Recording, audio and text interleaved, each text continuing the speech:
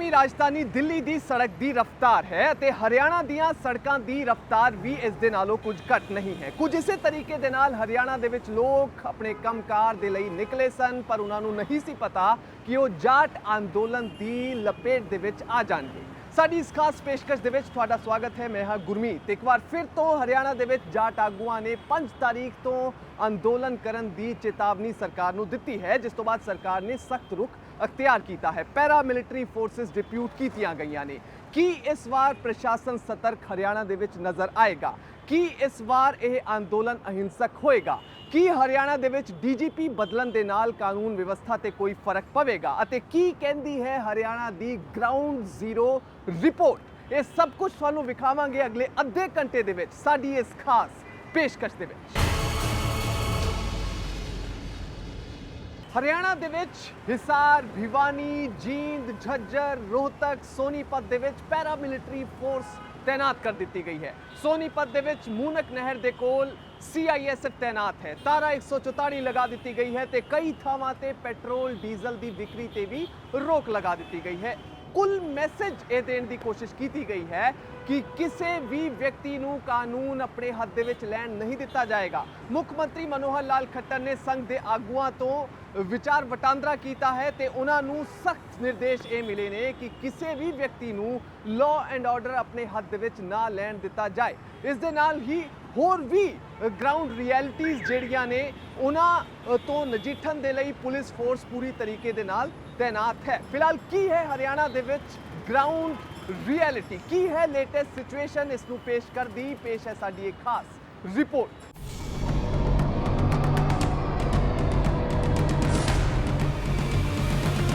ਹਰਿਆਣਾ ਸੂਬੇ ਦੇ ਵਿੱਚ 5 ਜੂਨ ਤੋਂ ਜਾਟ ਸਮੁਦਾਇ ਦੇ ਲੋਕ ਫਿਰ ਤੋਂ ਅੰਦੋਲਨ ਕਰਨ ਦੇ ਲਈ ਤਿਆਰ ਬਰ ਤਿਆਰ ਨੇ। ਉਹਨਾਂ ਨੂੰ ਰੋਕਣ ਦੇ ਲਈ ਇਸ ਵਾਰ ਸਰਕਾਰ ਵੀ ਸਖਤ ਨੀਤੀ ਅਪਣਾਏ ਹੋਈ ਹੈ। ਰਾਖਵੇਂਕਰਨ ਨੂੰ ਲੈ ਕੇ ਜਾਟ ਤੇ ਸਰਕਾਰ ਦੇ ਟਕਰਾਅ ਨੂੰ ਲੈ ਕੇ ਆਮ ਲੋਕ ਜ਼ਰੂਰ ਦਹਿਸ਼ਤ ਵਿੱਚ ਨੇ। ਸੂਬਾ ਸਰਕਾਰ ਨੇ ਜਾਟਾਂ ਨੂੰ ਰੋਕਣ ਦੇ ਲਈ ਪਹਿਲਾਂ ਬੋਲੀ ਤੇ ਫਿਰ ਗੋਲੀ ਦਾ ਐਲਾਨ ਸਾਰੇ ਜ਼ਿਲ੍ਹਾ ਦਫ਼ਤਰਾਂ ਨੂੰ ਦੇ ਦਿੱਤਾ ਹੈ। ਇਸ ਦੇ ਨਾਲ ਹੀ ਪ੍ਰਸ਼ਾਸਨ ਨੇ ਵੀ ਵੱਡੇ ਨੇਤਾਵਾਂ ਦੀ ਧਰਪਕੜ ਕਰਨ ਦੇ ਲਈ ਨੋਟਿਸ ਜਾਰੀ ਕਰਨੇ ਸ਼ੁਰੂ ਕਰ ਦਿੱਤੇ ਨੇ, ਜਿਸ ਦੇ ਤਹਿਤ ਚਲ ਅਚਲ ਜਾਇਦਾਦ ਦਾ ਬਿਊਰਾ ਮੰਗਿਆ ਗਿਆ ਹੈ। जिन लोगों का नाम पुलिस रिकॉर्ड में दर्ज है, जिन्होंने पिछली बार जाट एजिटेशन में भाग लिया था, और तो सुप्रीम कोर्ट के आदेश 2009 के साल के तहत उन सब की प्रॉपर्टी या कोई भी यदि पब्लिक प्रॉपर्टी को डैमेज करता है तो सुप्रीम कोर्ट के आदेश हैं कि उसकी उस एजिटेशन वाली जो भीड़ थी उसके नेताओं की पर्सनल प्रॉपर्टी से वो डैमेज वसूला जाएगा। तो हम उन सभी को नोटिस दे रहे हैं कि अपनी प्रॉपर्टीज़ का लेखा जोखा दीजिए, और ये डेटरेंट इफेक्ट भी करेगा। तो सबको हम इसका प्रचार प्रसार भी करने को तैयार हैं। ਦੂਜੇ ਪਾਸੇ ਆਪਣੀ ਰਣਨੀਤੀ ਦੇ ਤਹਿਤ ਜਾਟਾਂ ਨੇ ਵੀ ਪਿੰਡ ਪੱਧਰ ਤੱਕ ਧਰਨੇ ਪ੍ਰਦਰਸ਼ਨ ਕਰਨ ਦੀ ਰਣਨੀਤੀ ਤਿਆਰ ਕੀਤੀ ਹੋਈ ਹੈ। ਅੰਦੋਲਨ ਨੂੰ ਹਵਾ ਦੇ ਰਹੇ ਪ੍ਰਮੁੱਖ ਜਾਟ ਨੇਤਾਵਾਂ ਤੇ ਸਰਕਾਰ ਦੀ ਨਿਗਾਹ ਹੈ। ਸਰਕਾਰ ਨੇ ਹਰ ਜ਼ਿਲ੍ਹੇ ਦੇ ਵਿੱਚ ਅਜਿਹੇ ਜਾਟ ਨੇਤਾਵਾਂ ਦੀ ਨਿਸ਼ਾਨਦੇਹੀ ਕਰਨੀ ਸ਼ੁਰੂ ਕਰ ਦਿੱਤੀ ਹੈ ਜੋ 3 ਮਹੀਨੇ ਪਹਿਲਾਂ ਹੋਈ ਹਿੰਸਾ ਦੇ ਵਿੱਚ ਸ਼ਾਮਿਲ ਅੰਦੋਲਨਕਾਰੀਆਂ ਦੀ ਰਿਹਾਈ ਦੇ ਲਈ ਸਰਕਾਰ ਉੱਤੇ ਦਬਾਅ ਬਣਾ ਰਹੇ ਨੇ। ਹਰ ਜ਼ਿਲ੍ਹੇ ਦੇ ਵਿੱਚ ਅਜਿਹੇ ਨੇਤਾਵਾਂ ਦੀ ਗਿਣਤੀ 100 ਤੋਂ 200 ਤੱਕ ਹੈ। ਕਰੀਬਨ 1000 ਅੰਦੋਲਨਕਾਰੀਆਂ ਦੀ ਨਿਸ਼ਾਨਦੇਹੀ ਕੀਤੀ ਜਾ ਚੁੱਕੀ ਹੈ। ਜਾਨ ਮਾਲ ਦੀ ਨੁਕਸਾਨ ਪਹੁੰਚਾਉਣ ਵਾਲੇ ਤੇ ਭੜਕਾਊ ਭਾਸ਼ਣ ਦੇ ਕੇ ਸਮਾਜ ਨੂੰ ਨੁਕਸਾਨ ਪਹੁੰਚਾਉਣ ਵਾਲੇ ਲੋਕਾਂ ਦੀ ਸੂਚੀ ਤਿਆਰ ਕਰ ਨੈਨ ਖਾਪ ਦੇ ਪ੍ਰਧਾਨ ਨਫੇ ਨੈਨ ਤੇ ਅਖਿਲ ਭਾਰਤੀ ਆਦਰਸ਼ ਜਾਟ ਮਹਾਸਭਾ ਦੇ ਕੌਮੀ ਪ੍ਰਧਾਨ ਡਾਕਟਰ ਪਵਨਜੀਤ ਬਨਵਾਲਾ ਸਮੇਤ 29 ਲੋਕਾਂ ਨੂੰ ਨੋਟਿਸ ਜਾਰੀ ਕਰ ਦਿੱਤੇ ਨੇ। ਸਰਕਾਰ ਵੱਲੋਂ ਸਾਰੇ ਹੀ ਡਿਪਟੀ ਕਮਿਸ਼ਨਰਸ ਤੇ ਪੁਲਿਸ ਕਮਿਸ਼ਨਰਸ ਨੂੰ ਨਿਰਦੇਸ਼ ਦਿੱਤੇ ਨੇ ਕਿ ਉਹ ਆਪਣੇ ਇਲਾਕੇ ਦੇ ਵਿੱਚ ਉਹਨਾਂ ਅੰਦੋਲਨਕਾਰੀ ਨੇਤਾਵਾਂ ਦੀ ਜਾਇਦਾਦ ਦਾ ਬਿਊਰਾ ਇਕੱਠਾ ਕਰਨ ਜੋ ਪਿਛਲੇ ਅੰਦੋਲਨ ਦੇ ਵਿੱਚ ਮੁੱਖ ਰੂਪ ਦੇ ਨਾਲ ਗਤੀਸ਼ੀਲ ਸਨ। ਹਿਸਾਰ, ਭਿਵਾਨੀ, ਜੀਂਦ, ਝੱਜਰ, ਕੈਥਲ, ਸੋਨੀਪਤ, ਰੋਹਤਕ ਦੇ ਵਿੱਚ ਕੇਂਦਰੀ ਸੁਰੱਖਿਆ ਬਲਾਂ ਦੀ ਟੁਕੜੀਆਂ ਆ ਚੁੱਕੀਆਂ ਨੇ। ਹਿਸਾਰ ਨੂੰ ਛੱਡ ਕੇ ਇਹਨਾਂ ਸਾਰੇ ਜ਼ਿਲ੍ਹਿਆਂ ਦੇ ਵਿੱਚ ਸੋਮਵਾਰ ਤੋਂ ਹੀ ਧਾਰਾ 144 ਲਾਗੂ ਕਰ ਦਿੱਤੀ ਗਈ ਹੈ। ਸੰਵੇਦਨਸ਼ੀਲ ਥਾਵਾਂ ਤੇ ਸੁਰੱਖਿਆ ਬਲਾਂ ਨੇ ਗਸ਼ਤ ਵਧਾ ਦਿੱਤੀ ਹੈ। ਸੋਨੀਪਤ ਵਿੱਚ ਬੰਦਰੋਲੀ ਦੇ ਕੋਲ ਮੂਨਕ ਨਹਿਰ ਤੇ ਵੀ CISF ਦੀ ਕੰਪਨੀ ਤੈਨਾਤ ਹੈ। ਸਰਕਾਰ ਦਾ ਕਹਿਣਾ ਹੈ ਕਿ ਇਸ ਵਾਰ ਕਿਸੇ ਨੂੰ ਵੀ ਸੜਕ ਤੇ ਨਹੀਂ ਆਉਣ ਦਿੱਤਾ ਜਾਏਗਾ। ਪਿਛਲੀ ਵਾਰ ਹੋਈ ਆਗਜ਼ਨੀ ਦੇ ਮੱਦੇਨਜ਼ਰ ਗ੍ਰਹਿ ਵਿਭਾਗ ਨੇ ਡਿਪਟੀ ਕਮਿਸ਼ਨਰ ਤੇ SP ਨੂੰ ਜ਼ਰੂਰੀ ਕਦਮ ਚੁੱਕਣ ਦੇ ਨਿਰਦੇਸ਼ ਦੇ ਦਿੱਤੇ ਹਨ। ਸੋਨੀਪਤ ਵਿੱਚ ਤਾਂ ਖੁੱਲੇ ਪੈਟਰੋਲ ਡੀਜ਼ਲ ਦੀ ਵਿਕਰੀ ਤੇ ਵੀ ਰੋਕ ਲਗਾ ਦਿੱਤੀ ਗਈ ਹੈ। ਮੁੱਖ ਮੰਤਰੀ ਨੇ ਇਸ ਮੁੱਦੇ ਤੇ ਦਿੱਲੀ ਦੇ ਵਿੱਚ ਸੰਘ ਨੇਤਾਵਾਂ ਦੇ ਨਾਲ ਚਰਚਾ ਕੀਤੀ। ਦੱਸਿਆ ਜਾ ਰਿਹਾ ਹੈ ਕਿ ਕਿਸੇ ਵੀ ਤਰ੍ਹਾਂ ਦੀ ਹਿੰਸਾ ਦੇ ਨਾਲ ਸਖਤੀ ਨਿਰਜਟਣ ਦੇ ਲਈ ਸਰਕਾਰ ਨੇ ਹੁਕਮ ਦੇ ਦਿੱਤੇ ਨੇ। ਸੂਬੇ ਦੀ ਗੁਪਤਚਰ ਏਜੰਸੀ ਨੇ ਵੀ ਸੂਬੇ ਦਾ ਮਾਹੌਲ ਖਰਾਬ ਹੋਣ ਦੀ ਆਸ਼ੰਕਾ ਜਤਾਈ ਹੈ। ਦੰਗਾ ਪ੍ਰਭਾਵਿਤ ਜ਼ਿਲ੍ਹੇ ਰੋਹਤਕ, ਹਿਸਾਰ, ਝੱਜਰ, ਸੋਨੀਪਤ, ਜੀਂਦ ਤੇ ਕੈਥਲ ਦੇ ਵਿੱਚ ਅੰਦੋਲਨ ਦੇ ਹਿੰਸਕ ਹੋਣ ਦੀ ਸੂਚਨਾ ਸਰਕਾਰ ਦੇ ਕੋਲ ਪਹੁੰਚ ਚੁੱਕੀ ਹੈ। ਕਿਸੇ ਵੀ ਹਾਲਾਤ ਤੋਂ ਨਜਿੱਠਣ ਦੇ ਲਈ ਸਰਕਾਰ ਨੇ ਜਿੱਥੇ ਆਪਣੀ ਪੁਲਿਸ ਫੋਰਸ ਨੂੰ ਚੌਕਸ ਕਰ ਦਿੱਤਾ ਹੈ, ਉੱਥੇ ਅਰਧ ਸੈਨਿਕ ਬਲਾਂ ਦੀ 10 ਟੁਕੜੀਆਂ ਪਹੁੰਚਣੀਆਂ ਸ਼ੁਰੂ ਹੋ ਗਈਆਂ ਨੇ। ਜਾਟ ਰਾਖਵੇਂਕਰ ਸੰਘਰਸ਼ ਸਮਿਤੀ ਦੇ ਵੱਲੋਂ ਹਿਸਾਰ ਦੇ ਮਈਅਰ ਤੋਂ ਫਿਰ ਤੋਂ ਅੰਦੋਲਨ ਦੀ ਧਮਕੀ ਤੋਂ ਬਾਅਦ ਸਰਕਾਰ ਨੇ ਇਹ ਕਦਮ ਚੁੱਕੇ ਨੇ। ਰੋਹਤਕ ਦੇ ਵਿੱਚ ਰੈਪਿਡ ਐਕਸ਼ਨ ਫੋਰਸ ਨੂੰ ਤਿਆਰ ਹੋਣ ਦੇ ਲਈ ਕਹਿ ਦਿੱਤਾ ਗਿਆ ਹੈ। ਝੱਜਰ, ਸੋਨੀਪਤ ਦੇ ਡਿਪਟੀ ਕਮਿਸ਼ਨਰ ਨੇ ਪੁਲਿਸ ਅਧਿਕਾਰੀਆਂ ਤੇ ਕਰਮਚਾਰੀਆਂ ਦੀ ਛੁੱਟੀਆਂ ਰੱਦ ਕਰ ਦਿੱਤੀਆਂ ਨੇ।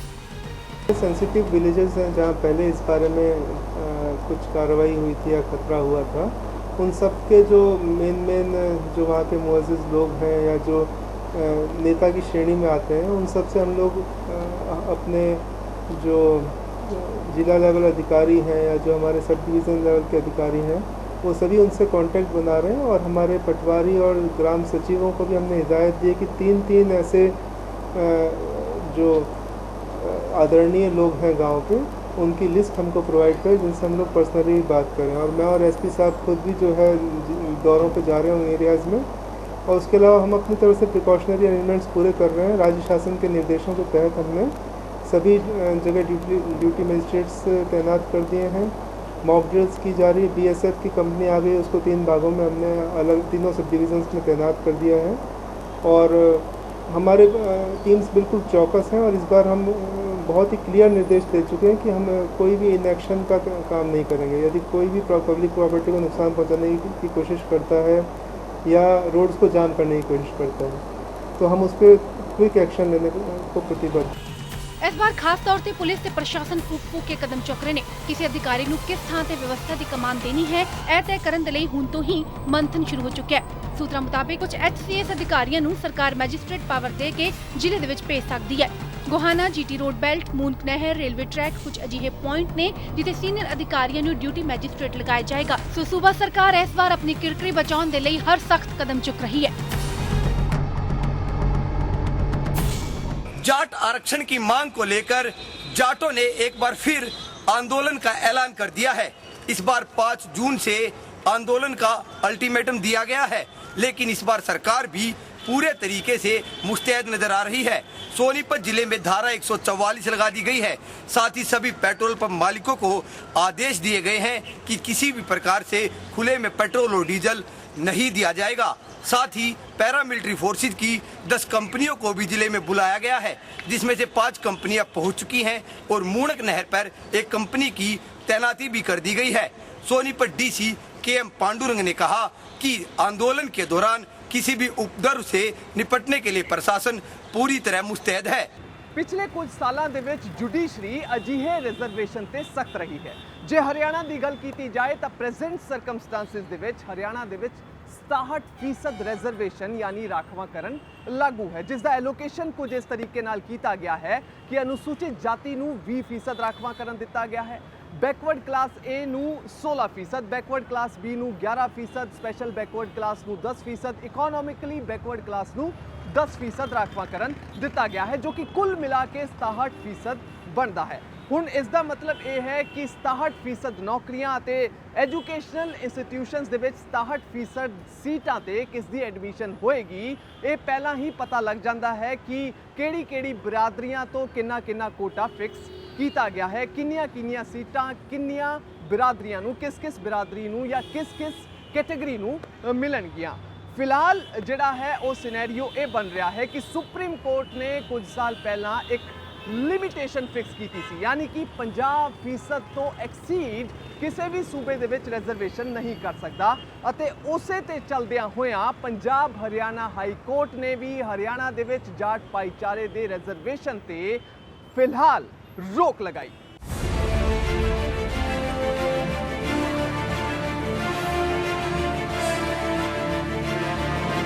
ਜਾਟ ਰਾਖਵੇਂਕਰਨ ਤੇ ਹਾਈ ਕੋਰਟ ਦੇ ਵੱਲੋਂ ਅੰਤਰਿਮ ਸਟੇ ਲਾਉਣ ਤੋਂ ਬਾਅਦ ਇਹ ਮਾਮਲਾ ਹੋਰ ਪੱਕ ਗਿਆ।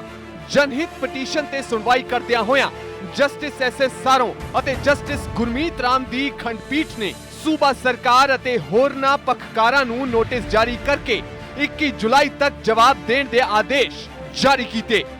ਭਾਜਪਾ ਸਰਕਾਰ ਨੇ ਹਰਿਆਣਾ ਦੇ ਵਿੱਚ ਜਾਟ ਸਣੇ 6 ਬਰਾਦਰੀਆਂ ਨੂੰ ਪਿਛੜੀ ਸ਼੍ਰੇਣੀ ਦੇ ਤਹਿਤ ਰਾਖਵਾਂਕਰਨ ਦਿੱਤਾ ਸੀ। 12 ਮਈ ਨੂੰ ਇਸ ਦੇ ਲਈ ਨੋਟੀਫਿਕੇਸ਼ਨ ਵੀ ਜਾਰੀ ਕੀਤਾ ਗਿਆ ਸੀ। ਦਰਅਸਲ ਭਿਵਾਨੀ ਦੇ ਮੁਰਾਰੀ ਲਾਲ ਗੁਪਤਾ ਦੇ ਵੱਲੋਂ ਰਾਖਵੇਂਕਰਨ ਦੇ ਖਿਲਾਫ ਅਪੀਲ ਦਾਇਰ ਕੀਤੀ ਗਈ ਸੀ। ਯਾਚਿਕਾ ਵਿੱਚ ਕਿਹਾ ਗਿਆ ਕਿ ਫਰਵਰੀ ਦੇ ਵਿੱਚ ਜਾਟ ਅੰਦੋਲਨ ਦੇ ਦੌਰਾਨ ਹਰਿਆਣਾ ਦੇ ਵਿੱਚ ਐਮਰਜੈਂਸੀ ਵਰਗੇ ਹਾਲਾਤ ਪੈਦਾ ਹੋ ਗਏ ਸਨ। ਸਰਕਾਰ ਨੇ ਦਬਾਅ ਵਿੱਚ ਆ ਕੇ ਰਾਖਵਾਂਕਰਨ ਦੇਣ ਦਾ ਫੈਸਲਾ ਕੀਤਾ, जबकि कौमी पिछड़ा वर्ग कमीशन पहला ही कह चुका है कि जाट बिरादरी पिछड़ी नहीं है। इस बिरादरी दे लोग सेना, सिखियक संस्थान ਅਤੇ ਹੋਰਨਾਂ ਸਰਕਾਰੀ ਸੇਵਾਵਾਂ ਦੇ ਵਿੱਚ ਉੱਚ ਅਹੁਦਿਆਂ ਤੇ ਤੈਨਾਤ ਨੇ। ਜਿਸ ਕੇਸੀ ਗੁਪਤਾ ਆਯੋਗ ਦੀ ਰਿਪੋਰਟ ਦੇ ਆਧਾਰ ਤੇ ਸਰਕਾਰ ਨੇ ਰਾਖਵਾਂਕਰਨ ਦਿੱਤਾ ਹੈ, ਉਸ ਨੂੰ ਸੁਪਰੀਮ ਕੋਰਟ ਅਤੇ ਪੰਜਾਬ ਤੇ ਹਰਿਆਣਾ ਹਾਈ ਕੋਰਟ ਪਹਿਲਾਂ ਹੀ ਖਾਰਿਜ ਕਰ ਚੁੱਕੇ ਨੇ। इस बार भी ना तो कोई ताजा सर्वे करवाया गया अते ना ही समाजिक या आर्थिक आंकड़े इकट्ठे किए गए। इस स्थिति के तहत सरकार वालों राखवाकरण लागू करन तो बाद यह 50% दी सीमा भी पार कर चुकिया सी। हाई कोर्ट के स्टे दे नाल सिखियक संस्थानां दे विच चल रहे दाखिले प्रभावित हो रहे ने। The Haryana backward classes act 2016 के तहत 6 बिरादरियां नूं मिले 10% राखवेंकरण ते इसका असर पएगा। उत्थे ही करीब 10,000 नौकरियां फिर तो अटक गईयां ने। इन्हां अहुदियां दा सरकार ने पहलां तो ही बैकलॉग रखिया होया है। इन्हां अहुदियां दी वैकेंसी अजे कड्डियां नहीं गईयां ने। हालांकि अजे करीब 35,000 अहुदियां ते भर्ती दी प्रक्रिया चल रही है ਅਤੇ ਇਹਨਾਂ ਭਰਤੀਆਂ ਦੇ ਵਿੱਚ ਜਾਟ ਸਣੇ ਹੋਰਨਾਂ 5 ਬਰਾਦਰੀਆਂ ਨੂੰ ਰਾਖਵੇਂਕਰਨ ਤੋਂ ਵੱਖਰਾ ਰੱਖਿਆ ਗਿਆ ਹੈ। ਹਰਿਆਣਾ ਦੀ ਤਰ੍ਹਾਂ ਹੀ ਕੁਝ ਹੋਰ ਸੂਬਿਆਂ ਨੇ ਸੁਪਰੀਮ ਕੋਰਟ ਦੇ ਫੈਸਲੇ ਦੇ ਉਲਟ ਜਾ ਕੇ 50% ਤੋਂ ਵੱਧ ਰਾਖਵਾਂਕਰਨ ਦਿੱਤਾ ਹੈ। ਰਾਜਸਥਾਨ ਦੇ ਵਿੱਚ 68%, ਤਮਿਲਨਾਡੂ ਦੇ ਵਿੱਚ 69%, ਮਹਾਰਾਸ਼ਟਰ ਵਿੱਚ 73% ਰਾਖਵਾਂਕਰਨ ਦਿੱਤਾ ਗਿਆ ਹੈ। ਮਹਾਰਾਸ਼ਟਰ ਵਿੱਚ ਬੰਬੇ ਹਾਈ ਕੋਰਟ ਨੇ ਮਰਾਠਾ ਅਤੇ ਮੁਸਲਿਮ ਭਾਈਚਾਰੇ ਦਾ 21% ਕੋਟਾ ਖਾਰਿਜ ਕਰ ਦਿੱਤਾ ਸੀ ਅਤੇ ਰਾਜਸਥਾਨ ਤੇ ਤਮਿਲਨਾਡੂ ਦੇ ਮਾਮਲੇ ਵੀ ਸੁਪਰੀਮ ਕੋਰਟ ਦੇ ਵਿੱਚ ਵਿਚਾਰਾਧੀਨ ਨੇ। ਫਿਲਹਾਲ ਇੱਕ ਛੋਟੇ ਜਿਹੇ ਬ੍ਰੇਕ ਲਈ ਰੁਕ ਰਹੇ ਹਾਂ। ਬ੍ਰੇਕ ਤੋਂ ਬਾਅਦ ਵੀ ਜਾਟ ਅੰਦੋਲਨ, ਜਾਟ ਰਿਜ਼ਰਵੇਸ਼ਨ ਤੇ ਸਾਡੀ ਇਹ ਖਾਸ ਪੇਸ਼ਕਸ਼ ਲਗਾਤਾਰ ਜਾਰੀ ਹੈ।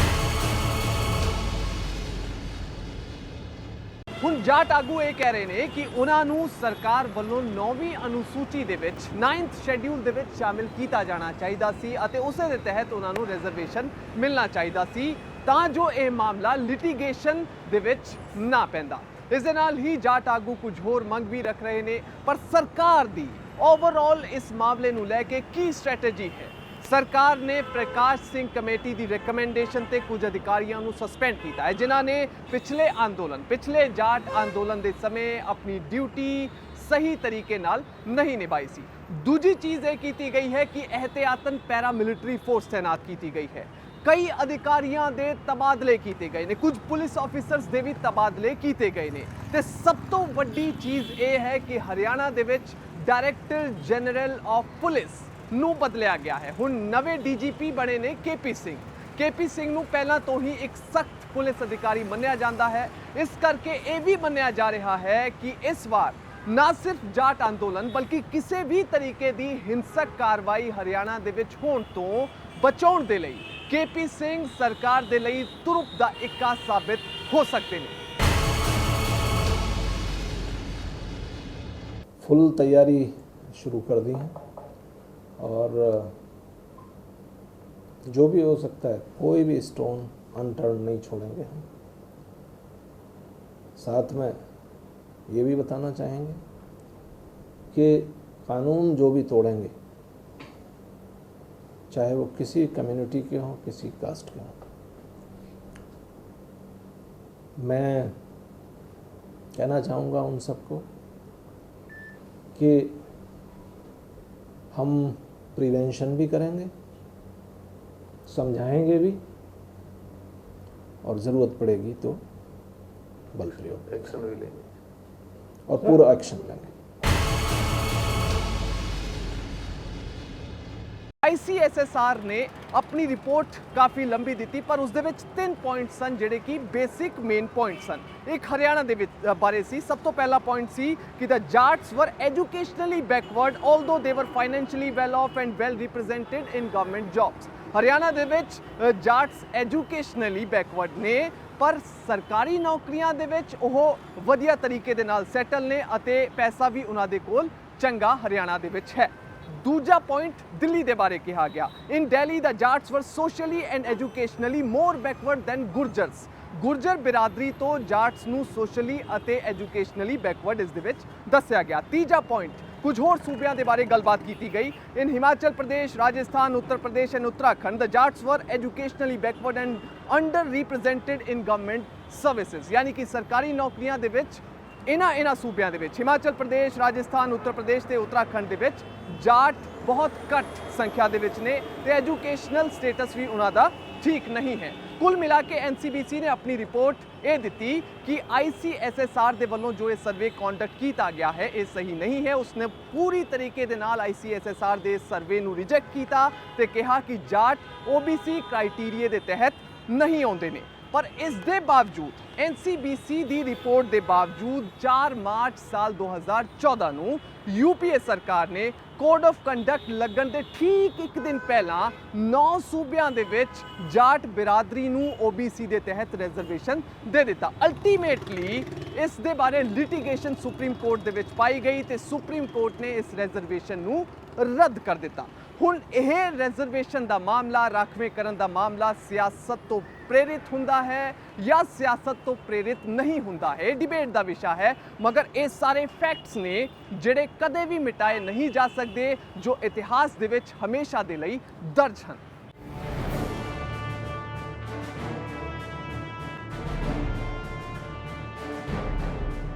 ਰਾਖਵੇਂਕਰਨ ਦੀ ਮੰਗ ਦੇ ਹੇਠਾਂ ਜਲੇ ਹਰਿਆਣਾ ਦੇ ਜ਼ਖਮ ਹਾਲੇ ਪੂਰੀ ਤਰ੍ਹਾਂ ਭਰੇ ਵੀ ਨਹੀਂ ਸਨ ਕਿ ਇੱਕ ਵਾਰ ਫਿਰ ਤੋਂ ਅੰਦੋਲਨ ਦੀ ਚਿੰਗਾਰੀ ਉੱਠਣ ਲੱਗੀ ਹੈ। ਹਾਈਕੋਰਟ ਦੇ ਹੁਕਮਾਂ ਤੋਂ ਬਾਅਦ ਖੁਦ ਨੂੰ ਧੋਖੇ ਦਾ ਸ਼ਿਕਾਰ ਦੱਸ ਰਹੇ ਜਾਟ ਸਮੁਦਾਇ ਦੇ ਨੇਤਾ ਇੱਕ ਵਾਰ ਫਿਰ ਸੜਕਾਂ ਤੇ ਉਤਰ ਕੇ ਅੰਦੋਲਨ ਦੀ ਚੇਤਾਵਨੀ ਦੇ ਰਹੇ ਨੇ।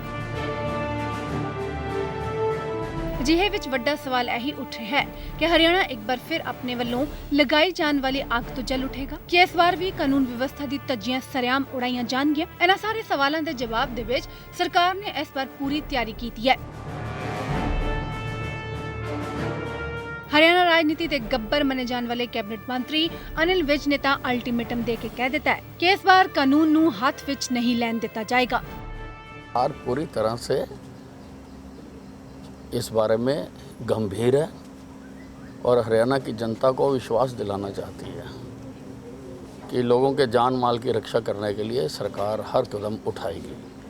और मैं जाट भाइयों से भी कहना चाहता हूँ कि आंदोलन करें, प्रजातंत्र में सबको अधिकार है, लेकिन कानून हाथ में लेने का किसी को अधिकार नहीं दिया गया है। और अगर किसी प्रकार से कानून को तोड़ा जाएगा तो फिर रहम की उम्मीद नहीं करनी चाहिए। 5 ਜੂਨ ਤੋਂ ਜਾਟ ਸਮੁਦਾਇ ਦੇ ਲੋਕ ਇੱਕ ਵਾਰ ਫੇਰ ਤੋਂ ਰਾਖਵੇਂਕਰਨ ਦੇ ਅੰਦੋਲਨ ਦੀ ਸ਼ੁਰੂਆਤ ਕਰ ਰਹੇ ਨੇ। ਸੂਬੇ ਦੇ ਵਿੱਚ ਇਸ ਵਾਰ ਜਾਟ ਅੰਦੋਲਨ ਪੇਂਡੂ ਪੱਧਰ ਤੇ ਸ਼ੁਰੂ ਕੀਤਾ ਜਾ ਰਿਹਾ ਹੈ। ਇਸ ਦੇ ਲਈ ਅਜਿਹੇ ਪਿੰਡ ਦੀ ਚੋਣ ਕੀਤੀ ਜਾ ਰਹੀ ਹੈ ਜਿੱਥੇ ਹਿੰਸਾ ਨਾ ਹੋਏ ਤੇ ਕ੍ਰਿਮੀਨਲ ਲੋਕਾਂ ਨੂੰ ਵੀ ਰੋਕਿਆ ਜਾ ਸਕੇ ਤੇ ਅੰਦੋਲਨ ਦਾ ਮੁੱਖ ਬਿੰਦੂ ਮਈੜ ਹੈ। ਇੱਥੇ ਰੈਲੀ ਦੇ ਨਾਲ ਸੂਬੇ ਦੇ ਵਿੱਚ ਧਰਨੇ ਵੀ ਦਿੱਤੇ ਜਾਣਗੇ। ਹਰਿਆਣਾ ਵਿੱਚ ਅੰਦੋਲਨ ਮੁੱਖ ਤੌਰ ਤੇ ਇਹਨਾਂ ਥਾਵਾਂ ਤੇ ਹੋਏਗਾ: ਹਿਸਾਰ ਦਾ ਮਈੜ, ਰੋਹਤਕ ਦਾ ਜਸਈਆਂ, ਦਾਦਰੀ ਦਾ ਅਟੇਲਾ, ਭਿਵਾਨੀ ਦਾ ਧਨਾਨਾ, जींद झांझ, कैथल तित्रम मोड़, फतेहाबाद ढानी सांकला, झज्जर छारा, पानीपत मतलौड़ा, करनाल बला। ਇਸ ਇਲਾਵਾ ਦਿੱਲੀ ਦੇ ਸਾਰੇ ਬਾਰਡਰਾਂ ਤੇ ਵੀ 6 ਜੂਨ ਨੂੰ ਧਰਨੇ ਲਗਾਏ ਜਾਣਗੇ, ਜਿਸ ਤੋਂ ਬਾਅਦ 10 ਜੂਨ ਤੱਕ ਅਣਮਿੱਥੇ ਸਮੇਂ ਦੇ ਲਈ ਧਰਨਾ ਸ਼ੁਰੂ ਹੋਏਗਾ। ਉੱਤਰ ਪ੍ਰਦੇਸ਼ ਵਿੱਚ 61 ਥਾਵਾਂ ਤੇ ਧਰਨੇ ਲਗਾਏ ਜਾਣਗੇ। 8 ਤੋਂ 30 ਜੂਨ ਤੱਕ ਸਹਾਰਨਪੁਰ, ਬੁਲੰਦ ਸ਼ਹਿਰ ਸਮੇਤ ਹੋਰ ਜ਼ਿਲ੍ਹਿਆਂ ਦੇ ਵਿੱਚ ਵੀ ਧਰਨੇ ਹੋਣਗੇ। ਉੱਤਰਾਖੰਡ ਦੇ ਵਿੱਚ 11 ਜੂਨ ਤੋਂ ਹਰਿਦੁਆਰ ਦੇ ਵਿੱਚ ਧਰਨਾ ਲਗਾਇਆ ਜਾਏਗਾ। ਹਾਲਾਂਕਿ ਥਾਂ ਹਾਲੇ ਤੈਅ ਨਹੀਂ ਕੀਤਾ ਗਿਆ। ਹਿਮਾਚਲ ਪ੍ਰਦੇਸ਼ ਤੇ ਜੰਮੂ ਕਸ਼ਮੀਰ ਦੇ ਵਿੱਚ ਵੀ 11 ਜੂਨ ਤੋਂ ਬਾਅਦ ਮੰਗ ਪੱਤਰ ਦੇਣ ਦਾ ਪ੍ਰੋਗਰਾਮ ਉਲੀਕਿਆ ਗਿਆ ਹੈ। ਸੋਨੀਪਤ ਦੇ ਜਾਟ ਨੇਤਾ ਕਹਿੰਦੇ ਨੇ ਕਿ ਉਹ ਇਸ ਵਾਰ ਸ਼ਾਂਤੀਪੂਰਨ ਤਰੀਕੇ ਦੇ ਨਾਲ ਅੰਦੋਲਨ ਕਰਨਗੇ। ਨਾ ਨਹਿਰ ਦਾ ਕੋਈ ਪਾਣੀ ਰੋਕਿਆ ਜਾਏਗਾ, ਨਾ ਹੀ ਸੜਕਾਂ ਤੇ ਨਾ ਹੀ ट्रेनों ਨੂੰ ਰੋਕਿਆ जाएगा। जो आंदोलन होगा मैयक से शुरू होगा, वहाँ से हिसार से, और वो 6 तारीख को दिल्ली में शुरू हो जाएगा। और 6 तारीख को दिल्ली में शुरू होने के बाद में 8 तारीख को यूपी में शुरू हो जाएगा। इसी हालत में हमको ना नहर रोकेंगे, ना हमको सड़क रोकेंगे, किसी किस्म की प्रतिक्रिया नहीं करेंगे, हम ऐसा काम नहीं करेंगे। DIG जो है वो नाराज़ हो, हमारे से प्रशासन नाराज़ हो या कोई ऐसी गलत वो कार्य करे, हम आराम से गांधी नीति से अपना आंदोलन चलाएंगे। देखिए, तो सरकार पर निर्भर करता है। अगर सरकार शांति प्रिय ढंग से हमारे साथ बात करेगी तो शांति प्रिय ढंग से सरकार के साथ बात करेंगे। अगर सरकार हमारी शांति प्रियता को हमारी कमज़ोरी समझेगी तो ये सरकार हमारी कमज़ोरी ना समझे, और वो तो आंदोलन को देख चुकी है पहले भी। लेकिन हमारा इरादा नहीं है कि कोई हम हिंसक आंदोलन करें। हम शांतिपूर्वक ढंग से ही चाहते हैं कि कोई मांग हम उठाएंगे तो शांति प्रिय ढंग से ही उठाएंगे। तो मुख्य रूप से क्या मांगे होंगी इस आंदोलन में? देखिए, मुख्य मांगे तो यही है जो सरकार ने हमारे साथ वादा किया था 22 फरवरी 2016 को कि 2 जाट नौजवान हमारे शहीद हुए हैं, उनको 10-10 लाख रुपए देंगे, परिवार के सदस्य को नौकरी देंगे, सभी मुकदमे वापस ले लिए जाएंगे और जेलों के अंदर जो नौजवान बंद हैं उन्हें रिहा कर दिया जाएगा। सरकार ने हमारा कोई भी वादा पूरा नहीं किया है। ਜਾਟ ਨੇਤਾ ਰਾਜੇਸ਼ ਦਹੀਆ ਨੇ ਡੀਜੀਪੀ ਦੇ ਉਸ ਬਿਆਨ ਦੀ ਨਿੰਦਾ ਕੀਤੀ ਹੈ ਜਿਸ ਵਿੱਚ ਉਹਨਾਂ ਨੇ ਗੋਲੀ ਮਾਰਨ ਵਾਲਾ ਬਿਆਨ ਦਿੱਤਾ ਹੈ। ਜਾਟ ਨੇਤਾ ਰਾਜੇਸ਼ ਦਹੀਆ ਕਹਿੰਦੇ ਨੇ ਕਿ ਇਸ ਮੁਤਲਕ ਡੀਜੀਪੀ ਮਾਫੀ ਮੰਗਣ, ਨਹੀਂ ਤਾਂ ਉਹ ਉਹਨਾਂ ਦੇ ਖਿਲਾਫ ਅਦਾਲਤ ਵਿੱਚ ਜਾਣਗੇ। कम्युनिटी नहीं, बाकी कम्युनिटी में भी रोष है कि इससे कोई भी किसी को मार देगा। CRPC भी किसी आदमी को ऑथराइज नहीं करती कि वो अपने बचाव में गोली मार दे। तो उस बयान से जो हमारी जनता में भड़काव हुआ था उसको हम आज मीटिंग के जरिए शांत करना चाहते हैं कि हम मुख्यमंत्री से आग्रह करते हैं कि DGP साहब एक सम्मानित पद है, पूरी पुलिस फोर्स उसके अंडर आती है, पूरा हरियाणा को देखते हैं वो, तो उस बयान पे वो अपना स्पष्टीकरण दें। अगर उनसे एक गलत बयान दिया है तो उसके लिए वो क्षमा मांग लें, कोई बड़ी बात नहीं होती। क्षमा कोई ऐसा अपराध नहीं होता कि गलती हर एक से हो जाती है। अदरवाइज उस बयान के बिहाफ पे हमें ये अधिकृत किया गया है कि हम उस बयान की संज्ञान लें, चाहे हाई कोर्ट का जज संज्ञान ले या हम खुद कार्रवाई करें, हमें चाहे SRP डालनी पड़े तो हाई कोर्ट सुप्रीम कोर्ट में जाएंगे तो उससे हमारी बदनामी होगी, हमारी सरकार की बदनामी होगी। ਬਹਰਹਾਲ ਜਾਟ ਨੇਤਾ ਵੀ ਇਸ ਗੱਲ ਦੀ ਹਾਮੀ ਭਰ ਰਹੇ ਨੇ ਕਿ ਸ਼ਾਂਤੀਪੂਰਵਕ ਤਰੀਕੇ ਦੇ ਨਾਲ ਅੰਦੋਲਨ ਕਰਨਗੇ, ਪਰ ਵੇਖਣਾ ਇਹ ਲਾਜ਼ਮੀ ਬਣਦਾ ਹੈ ਕਿ ਜਾਟਾਂ ਦਾ ਇਹ ਅੰਦੋਲਨ ਸ਼ਾਂਤੀਪੂਰਨ ਤਰੀਕੇ ਦੇ ਨਾਲ ਹੁੰਦਾ ਹੈ ਜਾਂ ਫਿਰ ਪਿਛਲੀ ਵਾਰ ਦੀ ਤਰ੍ਹਾਂ ਉਗਰ ਹੁੰਦਾ ਹੈ। ਪਰ ਇੱਕ ਗੱਲ ਤਾਂ ਸਾਫ਼ ਹੈ ਕਿ ਸਰਕਾਰ ਇਸ ਰਨ ਤੇ ਹੁਣ ਸਖਤ ਨੀਤੀ ਅਪਣਾ ਚੁੱਕੀ ਹੈ। ਰਾਖਵੇਂਕਰਨ ਯਾਨੀ ਰਿਜ਼ਰਵੇਸ਼ਨ ਨੂੰ ਲੈ ਕੇ ਇਸ ਦੇਸ਼ ਦੇ ਵਿੱਚ ਸਮੇਂ-ਸਮੇਂ ਤੇ ਸਿਆਸਤ ਹੁੰਦੀ ਰਹੀ ਹੈ। ਜੋ ਲੋਕ ਮੰਡਲ ਕਮਿਸ਼ਨ ਦੇ ਸਮੇਂ ਸਨ ਉਹ ਇਹ ਬਿਹਤਰ ਜਾਣ ਸਕਦੇ ਨੇ ਕਿ ਉਸ ਸਮੇਂ ਦੇਸ਼ ਦੇ ਵਿੱਚ ਕਿਹੋ ਜਿਹੇ ਗੰਭੀਰ ਹਾਲਾਤ ਪੈਦਾ ਹੋਏ ਸਨ। ਇਸ ਕਰਕੇ ਇਹ ਇੱਕ ਚੀਜ਼ ਕਹੀ ਜਾ ਸਕਦੀ ਹੈ ਕਿ ਰਿਜ਼ਰਵੇਸ਼ਨ ਜ਼ਰੂਰੀ ਹੋ ਵੀ ਸਕਦਾ ਹੈ ਜਾਂ ਜ਼ਰੂਰੀ ਨਹੀਂ ਵੀ ਹੋ ਸਕਦਾ, ਮਗਰ ਇੱਕ ਚੀਜ਼ ਸਭ ਤੋਂ ਜ਼ਰੂਰੀ ਹੈ, ਉਹ ਹੈ ਇਨਸਾਨੀਅਤ। Reservation may or may not be important, but reservation is surely not important than humanity। ਇਸ ਕਰਕੇ ਇਸ ਚੀਜ਼ ਨੂੰ ਸਾਰੇ ਹੀ ਉਹਨਾਂ ਵੀਰਾਂ ਨੂੰ ਖਿਆਲ ਰੱਖਣਾ ਚਾਹੀਦਾ ਹੈ, ਸਾਰੇ ਹੀ ਉਹਨਾਂ ਵੀਰਾਂ ਨੂੰ ਜੋ ਕਿ ਅੰਦੋਲਨ ਕਰ ਰਹੇ ਨੇ ਰਿਜ਼ਰਵੇਸ਼ਨ ਹਾਸਿਲ ਕਰਨ ਦੇ ਲਈ ਅਤੇ ਜੋ ਅੰਦੋਲਨ ਕਰ ਰਹੇ ਨੇ ਰਿਜ਼ਰਵੇਸ਼ਨ ਨੂੰ ਖਤਮ ਕਰਨ ਦੇ ਲਈ, ਕਿ ਹਿਊਮੈਨਿਟੀ ਕਿਸੇ ਵੀ ਚੀਜ਼ ਤੋਂ ਉੱਪਰ ਨਹੀਂ ਹੈ। ਸਾਡੀ ਇਸ ਖਾਸ ਪੇਸ਼ਕਸ਼ ਦੇ ਵਿੱਚ ਫਿਲਹਾਲ ਇੰਨਾ ਹੀ। ਮੈਨੂੰ ਗੁਰਮੀਤ ਨੂੰ, ਮੇਰੇ ਵੀਡੀਓ ਜਰਨਲਿਸਟ ਵਿਕਰਮ ਡੋਗਰਾ ਨੂੰ ਦਿਓ ਇਜਾਜ਼ਤ। ਤੁਸੀਂ ਵੇਖਦੇ ਰਹੋ PTC ਨਿਊਜ਼।